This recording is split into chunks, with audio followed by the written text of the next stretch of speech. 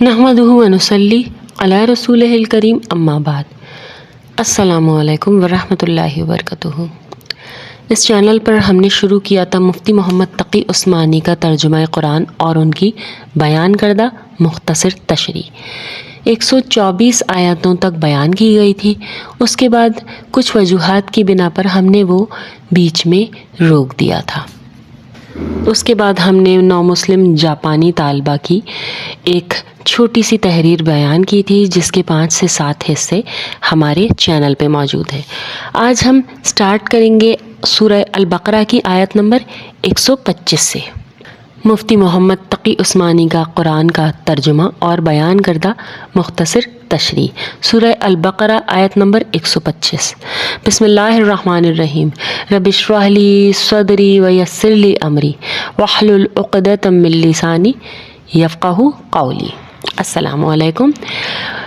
آیت نمبر 124 میں اللہ تعالیٰ فرماتے تھے بنی اسرائیل کو ان کی نعمتیں یاد دلائی جا رہی تھیں جو اللہ نے ان کو عطا کی تھیں، اور اللہ نے یہ بھی فرمایا ان سے کہ تم کو سارے جہانوں پر فضیلت دی تھی، اور اس وقت کو بھی یاد دلایا جب ابراہیم علیہ السلام کو ان کے پروردگار نے کئی باتوں سے آزما کر انہیں ان کا پیشوا بنایا۔ آیت نمبر 125۔ بسم اللہ الرحمن الرحیم۔ وَإِذْ جَعَلْنَا الْبَيْتَ مَثَابَةً لِلنَّاسِ وَأَمْنًا وَاتَّخِذُوا مِن مَّقَامِ إِبْرَاهِيمَ مُصَلًّى وَعَهِدْنَا إِلَىٰ إِبْرَاهِيمَ وَإِسْمَاعِيلَ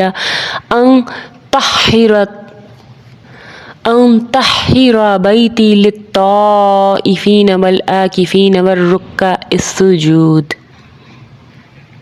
ترجمہ۔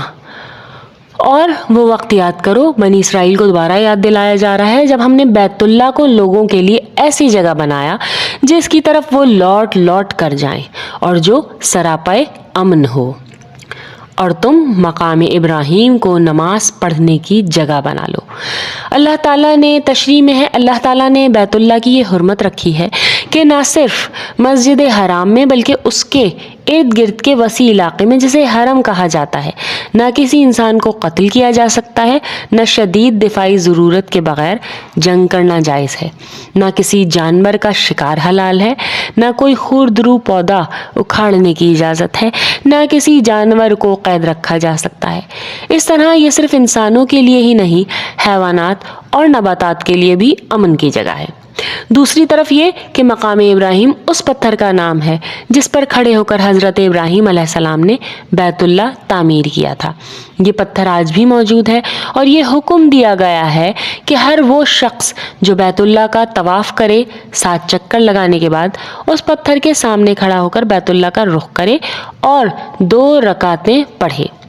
ان رکعتوں کا اسی جگہ پر پڑھنا افضل ہے۔ آیت نمبر 126۔ ترجمہ۔ اور وہ وقت بھی یاد کرو جب ابراہیم علیہ السلام نے کہا تھا کہ اے میرے پروردگار، اس کو ایک پرامن شہر بنا دیجیے، اور اس کے باشندوں میں سے جو اللہ اور یوم آخرت پر ایمان لائیں انہیں قسم قسم کے پھلوں سے رزق عطا فرمائیے۔ اللہ تعالیٰ نے کہا اور جو کفر اختیار کرے گا اس کو بھی میں کچھ عرصے کے لیے لطف اٹھانے کا موقع دوں گا، مگر پھر اسے دوزخ کے عذاب کی طرف کھینچ کر لے جاؤں گا جو کہ بدترین ٹھکانہ ہے۔ ربنا تقبل منا انک انت السمیع العلیم۔ صدق اللہ العظیم۔ السلام علیکم ورحمۃ اللہ۔